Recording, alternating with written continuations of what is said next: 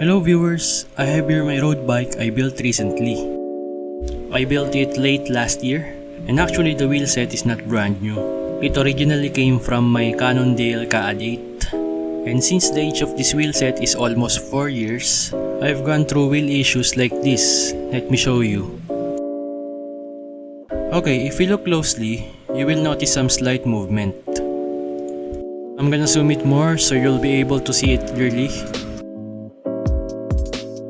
You can see here that there's a little play in the hub. It moves around 1mm I think.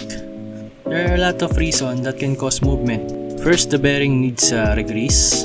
Sometimes the bearing ball count is not correct. And lastly, the axle nut installation isn't too tight. To be honest with you, there's also a problem in the front wheel.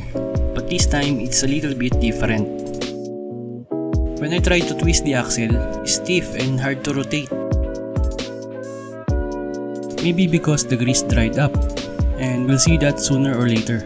Okay, so first things first, we're going to remove these cassette type cogs.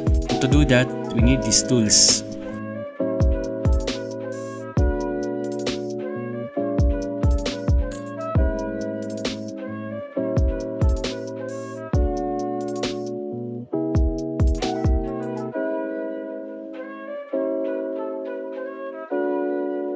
Okay, so we're going to need one cone spanner, adjustable wrench, flat screwdriver, a digital caliper that we're going to use in order to measure the size of the bearings, citrus degreaser. Later on, I'm going to explain why we need to use this kind of degreaser and why is it better than the others. And of course, the grease, a rag or cloth to remove the excess grease. And the most important of all are the ball bearings. The common ball bearing size for front wheel hub is 3/16 inch. And the rear hub commonly use 1/4 inch or 6.35mm. Actually, that's the standard dimensions of bicycle bearing balls used for Shimano and other brands.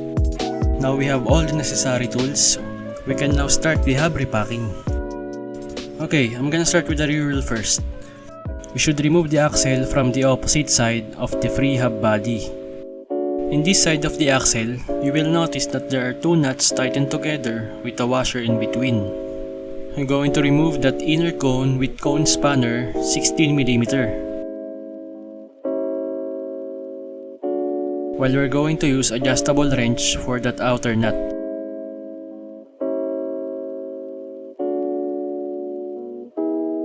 So here's the lock nut, washer, and finally the inner cone.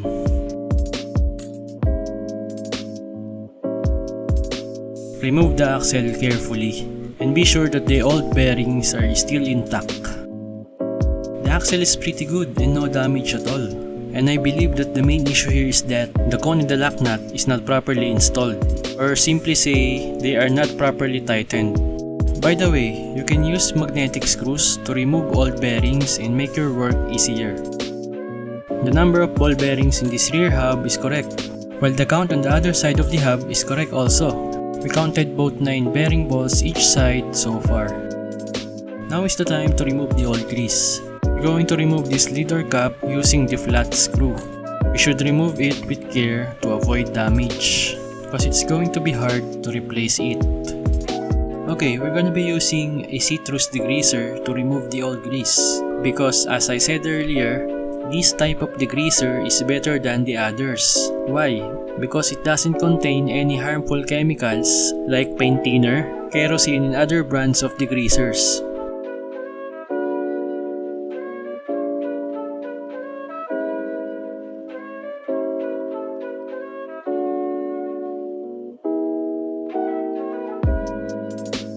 Now it is clean, let's proceed with the free hub body. There is also a lid or cap that you need to remove, and please remove it with care.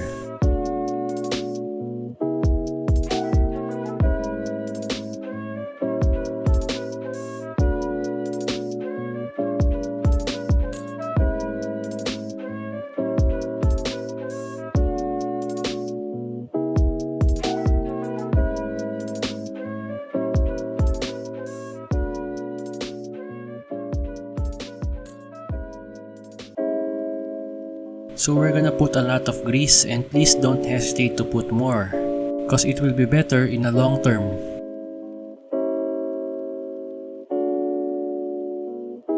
And yeah, we're gonna put 9 1/4 inch ball bearings each side.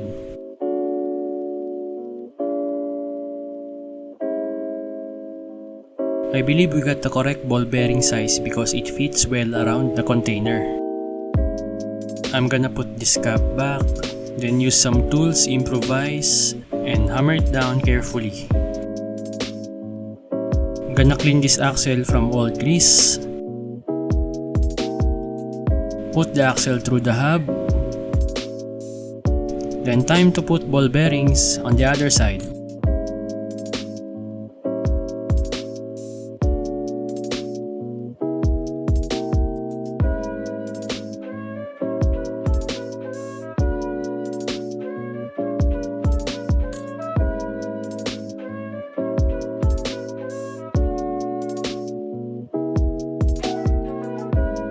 Now we're done with the repacking, we're gonna put the cone first, and to ensure the correct installation, make sure that there's no movement in the axle and you can smoothly and easily twist it. And then we're gonna put the washer back, and finally the lock nut. Make sure that the rough part of the nut is facing outside.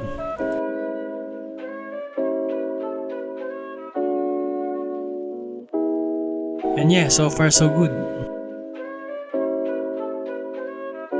And by the way, for the front wheel, we are also gonna follow the same step as we did in the rear wheel. But this time the bearing size is a little bit smaller, which is 3/16 inch, and the ball bearing count is 10 each side. And yeah, by putting new bearings and regreasing it, now the stiffness when you twist the axle is now gone. See? Nice and smooth. Now let's see if it affects the tuning performance of the bike. Let's have it assembled first.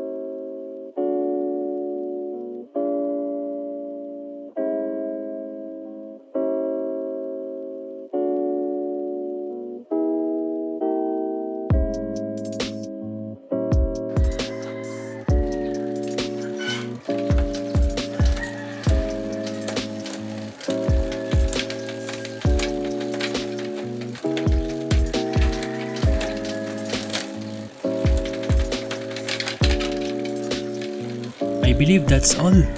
If you have further questions, just put it in the comment section below. And if you love this video and it helps you a lot, don't forget to subscribe.